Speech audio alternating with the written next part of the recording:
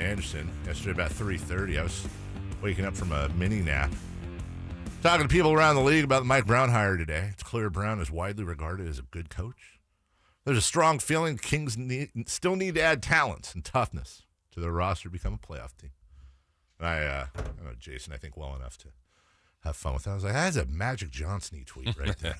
Yeah, they do. Yes, they do. Listen, find the lie there. There is no lie. Jason does a wonderful job covering the Sacramento Kings for the Sacramento Bee.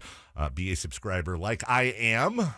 Simply go to sacbee.com, download the app where you can get everything nice and curated. Please do always support local journalism, except Ryan Willis, as I always say.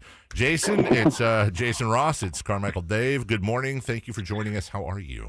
Good morning, guys. I'm doing well. How about you? You know, catching our breath, right? Another day, another coach. Yeah, and, thank you for having me on to discuss this controversy about the tweet. A lot of controversy, Jason. That's it. You're a little out of bounds there, pal. Yeah, I while you were napping, Dave, I was continuing to do my job, and as I've been doing for, the better part of the last couple of weeks. Yeah.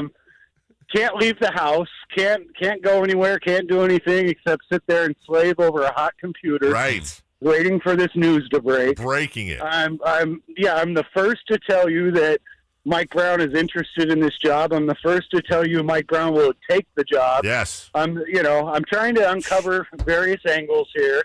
And then, the news gets done and I keep working. I keep talking to agents and executives, and I just got off the phone with a member of the Bulls dynasty. Oh. And I decide, you know what, I'm going to tweet out what people are saying. There are common themes here. And so I do. And everybody swings by to dunk on me. Uh-huh. For it, just because real basketball people see the same things that, some of us see here. So that was an experience. Ron Harper was not happy about this, was he? And he was quite vocal about it, too. I'm not saying that's who you talked to. I will not reveal my source. Well, kind of on that note, even if we stick with that line of thinking, I know what your statement meant and what those were saying, but what were they saying about Mike Brown? I mean, what was the feedback you were getting? Because we know this job hasn't worked for the previous coaches here the last 16 years. Yeah, I guess I'll be honest. Look, Mike Brown is well regarded, well respected, very well liked. The feeling, the Kings have a long way to go nationally with their reputation amongst these people on the outside. We might see things and think, well, maybe they're close, a piece or two or whatever it is. Around the league, there's a lot of feeling that, okay, great, they got, another coach, but people have been telling me for a long time, it's not the coach. It's the talent. And, the draft is a recurring theme. And that came up a lot yesterday. And so it's, I think people, no knock on Mike Brown whatsoever. The defensive-minded stuff. Look, I see angles there that maybe not everybody does see, where maybe he does come in and help to make things better. But I would say nationally, people think the Kings still have a ways to go, whether you get a good coach in here or not. They need to upgrade the talent and the toughness, I pointed out. Listen, that perfectly mirrors what we've been trying to preach here. That it's no disrespect to Mike Brown, but the example I've been fond of using is Greg Popovich was 14 games under 500 as a coach this year, and it's not like he forgot how to coach. A coach is a chef that is only as good as the ingredients there. So you can hire Red Auerbach back from the grave, or Pat Riley, or Eric Spoelstra, or whoever. If they don't have anything to work with, or I don't want to be disrespectful, if they don't have enough to work with to be competitive in this Western Conference, doesn't matter who coaches this team.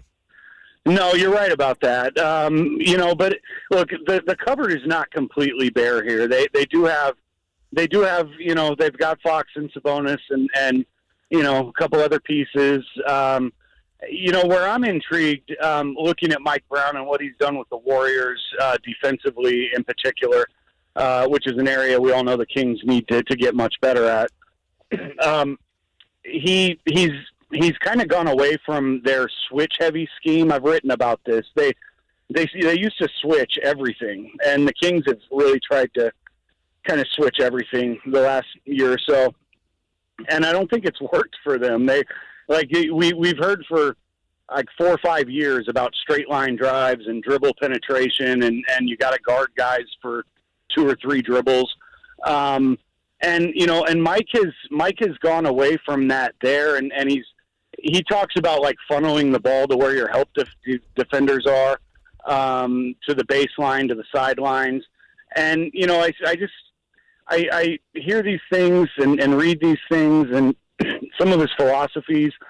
And that might take, you can win a game just by, maybe 2-3 possessions where the other team comes up empty, and instead of giving up 114 a game or whatever and being 29th in defensive rating, maybe you cut that to 109 and you're middle of the pack on defense. And, if the Kings were just middle of the pack on defense, they would have those extra wins at the end of the year to at least be in play-in range, I think, right now. And then, you start to get better from there. So, look, I think the Kings, in some respects, it's got to be baby steps, and you really are just trying to maybe win an extra possession or 2 or 3 here and there. And then, maybe that helps you eventually to win more ball games. Jason Anderson, Sacramento Bee, joining us. Jason, it certainly seemed like the Kings' goal in this coaching hire was to get a coach with experience and a coach that did praise and preach defense. So if that's the caveat we have here with Mike Brown, I guess 2-part here. One, how much can he just make this defense better without switching any names involved? And do you think Monty's goal then with draft and free agency is to add more defensive-type guys? To the second part, yes. I think there's going to be a big emphasis, as much as they can, with the flexibility that they will have. They're going to look to bring in toughness, bring in guys who can play defense, 3-and-D guys, wings. I think you need big wings on this team. I think some of those things kind of go hand in hand when you talk about defense and toughness and, maybe getting a little bit bigger in certain spots. So I think, that's definitely going to be a goal for the front office. As far as, what Mike can do without upgrades in talent, that really remains to be seen. I think, obviously the schemes are good with Golden State. Can the Kings execute that way? This is not a team. They don't have a Draymond Green. They don't have a Klay Thompson who's been known for his defense and some of the other pieces they have there. It's really hard to answer that part of it until they actually put it in motion. Jason Anderson of the Bee with us. Jason, the pinned tweet on your Twitter profile says, quote, "Basketball hell. Former Sacramento Kings basketball operations insider reveals how Vivek Ranadive created, quote, toxic conditions while turning the team into the NBA's biggest losers." It then links your story from a couple of months, well, actually last month, I should say, a month ago today, April 10th. Lot of consternation, a lot of questions as to what and how much Kings ownership was involved in the decision-making process. Joe Dumars, his attempted coup, which side he was on, Mark Jackson. What can you share from that, and are you still trying to get the TikTok? Oh, yeah, I think that's kind of an endless quest here in Sacramento, unfortunately. And I don't have definitive answers. We heard a lot that, Vivek wanted Mark Jackson. We heard that Monty and his front office staff had their hearts more set on Mike Brown. In the end, they end up with Mike Brown. And I think that is, that's example number 2 or 3 or whatever in a fairly short period of time, where I think it points to something that was explained in the story you just referred to, which is that while in the past there have been all these power struggles and this just toxic was the word, this toxic dynamic and power struggles within the organization, that maybe there are some signs of improvement. And I think the talk is that, no, we think Vivek has pulled back some and is letting Monty cook here. And I think that's what everybody wants to hear.